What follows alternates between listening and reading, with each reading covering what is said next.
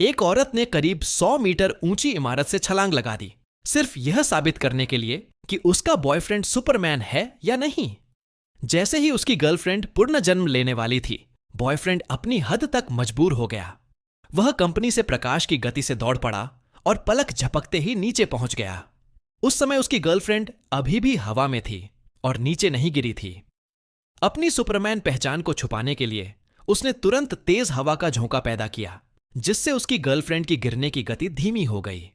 फिर उसने अपनी आंखों से लेजर निकाला और नीचे लगी छतरी की मशीन को सक्रिय कर दिया, ताकि वह सुरक्षित तरीके से उसकी गर्लफ्रेंड को पकड़ सके। अगले ही पल गर्लफ्रेंड सुरक्षित रूप से एक छायादार तंबू पर गिरती है, लेकिन उछाल की ताकत से वह सीधे पास के फल के ठेले पर जा गिरती है। जब तक लोग हैरानी में उसे बचाने की कोशिश कर रहे थे, बॉयफ्रेंड एक बार फिर बिजली की तरह ऊपरी मंजिल पर पहुंच गया। यह सब इतनी तेजी से हुआ कि लड़की को कुछ भी असामान्य महसूस नहीं हुआ, लेकिन इसके बावजूद वह अब भी यह मानती रही कि उसका बॉयफ्रेंड ही सुपरमैन है। सच्चाई पता करने के लिए वह उसे नदी किनारे मिलने बुलाती है।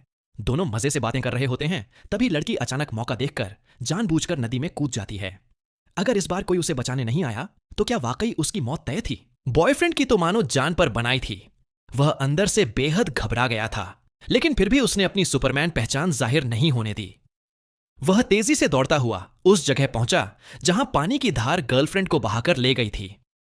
उसने पहले यह पक्का किया कि आसपास कोई नहीं है, फिर अपनी आंखों से लेजर किरणें निकालकर पास की एक टहनी को पिघला दिया, जिससे वह ठीक गर्लफ्रेंड के पास पानी में गिर पड़ी। अगले ही पल बॉयफ्रेंड जोर से उसका नाम पुकारता है और कहता है कि जल्दी उस टहनी को पकड़ लो। गर्लफ्रेंड को यह देखकर गहरा झटका लगता है कि बॉयफ्रेंड खुद उसे बचाने नहीं आया।